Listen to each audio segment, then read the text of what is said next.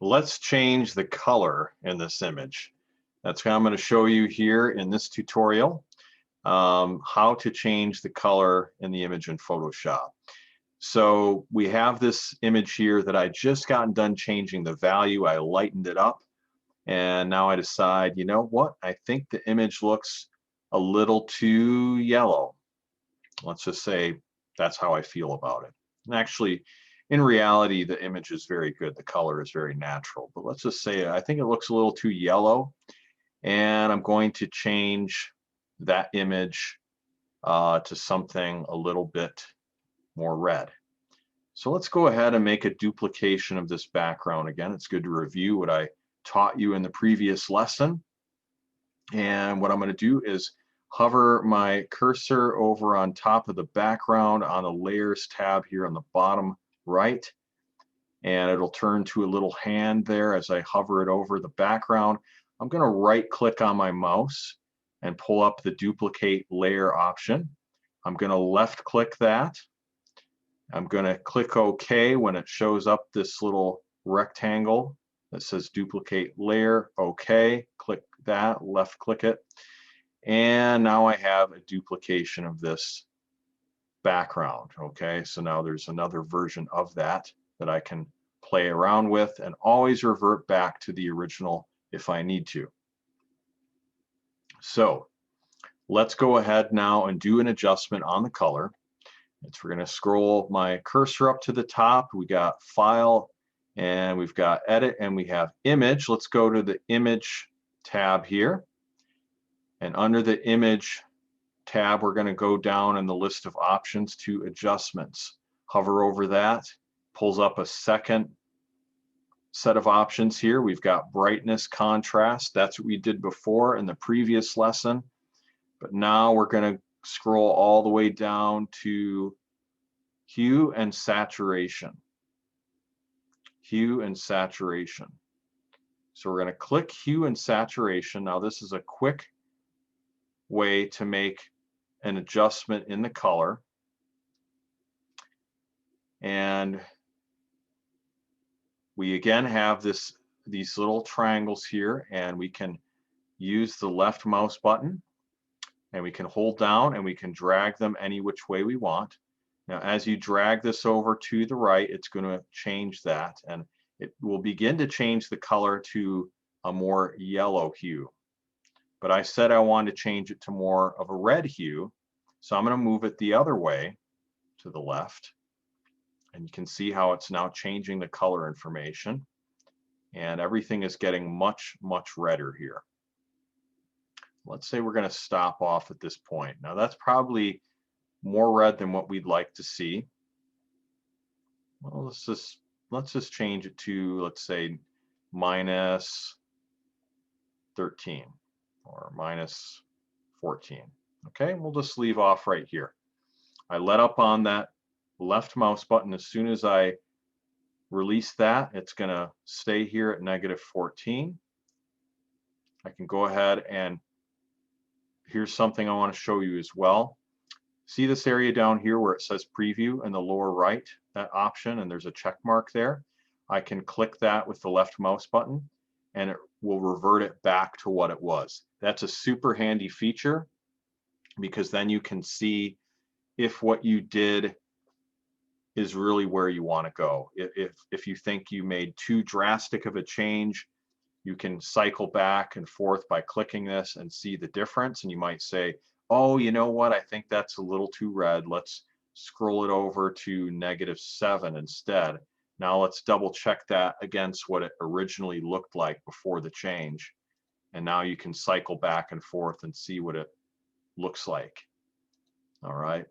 I'm going to go back to -14 and just say that's the change I'm going to make. I'm not saying that in actuality that this color is the best choice. I'm just using this as an example of what you can do with Photoshop. Most likely the original color is a little more accurate, but let's just say that I like this reddish version better. And I'm going to go ahead and click OK on the upper right of this rectangle here, this box. And I'm going to left click OK. Now it locks that change into place. Now keep in mind, because I have two layers here, I have one version of this image that's redder, and I have that original version below it. And just the way these appear in this menu, where you have this on the top, it literally means that it is above the other one. And so it takes precedence. That's the one you're going to see. Again, though, like I showed you in the other lesson, you can click this little icon here, this eyeball here, and you can make that layer disappear, make it invisible, and you can make it visible again. So if you decide at any point, I want to revert back to my original image, I don't like this, you can do that and it'll revert back. Now, here is an interesting feature as well, and this would also have worked with the last lesson where we looked at the value and we adjusted the value.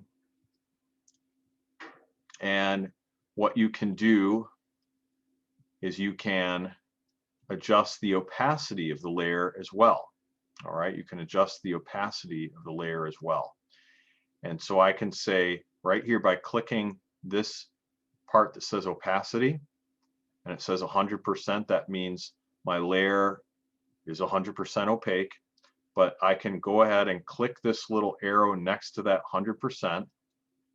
That'll pull up a little slider where, again, I can drag that over by holding down with my left mouse button and moving it to whatever I want, or I can type it in as well to whatever I want. I can type 50, hit enter, but let's just use this slider. It's kind of handy, and I can change the opacity.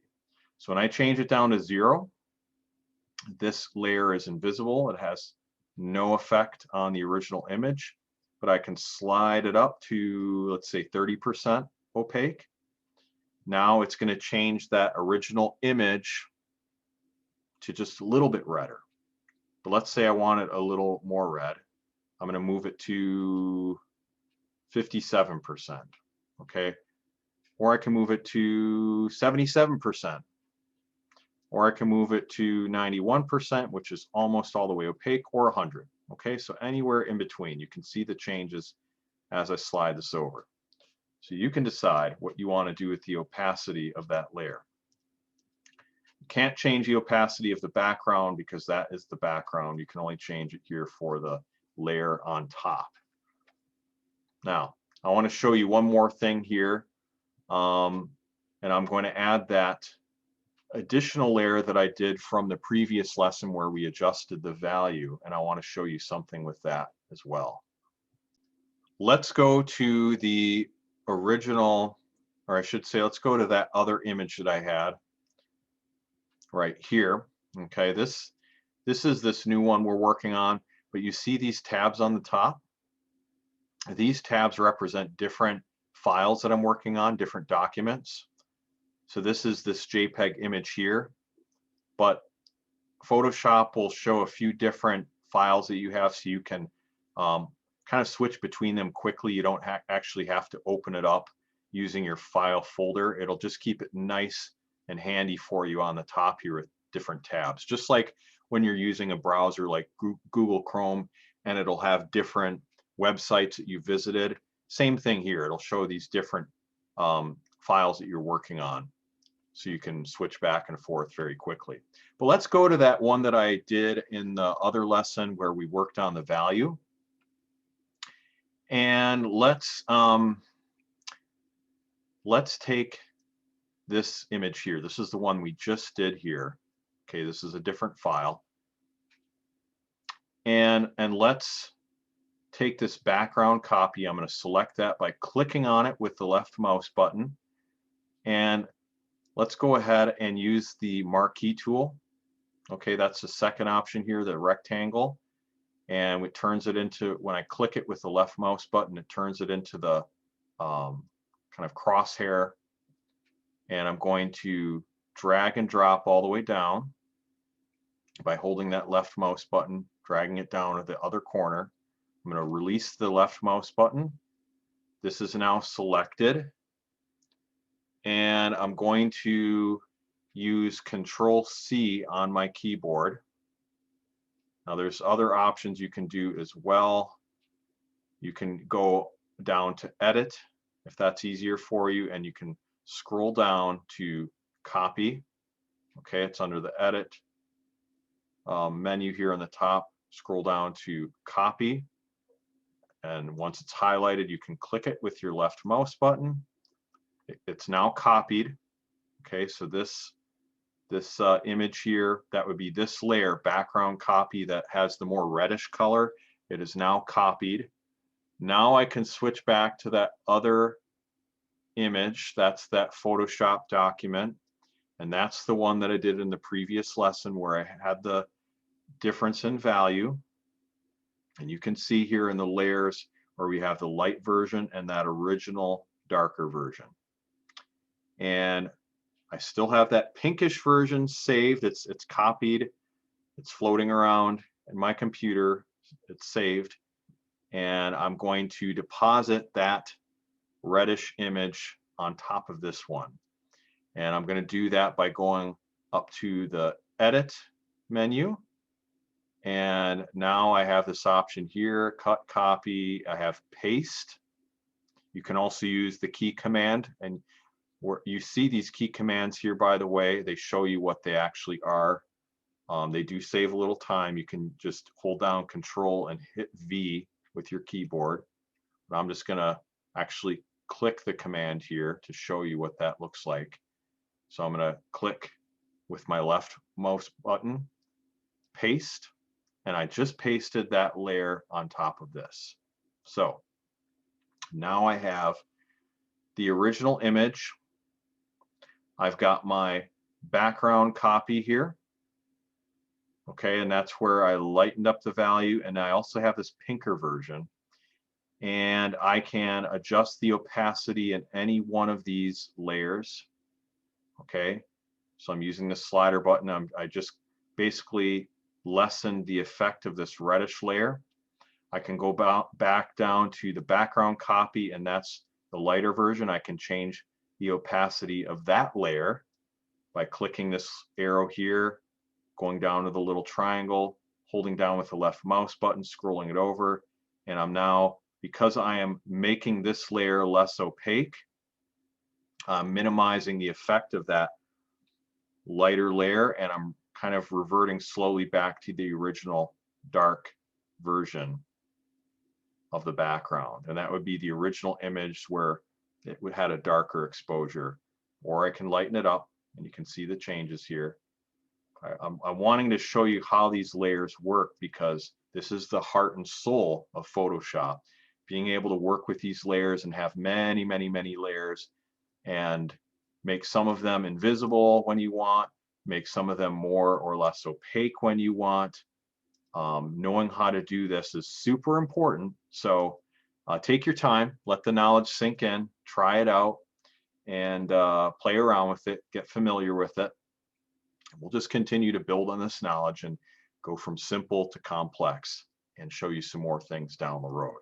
Now, after doing this lesson, you know how to adjust. Well, you know how to crop your image, you know how to adjust the value in your image, and you know how to adjust the color in your image.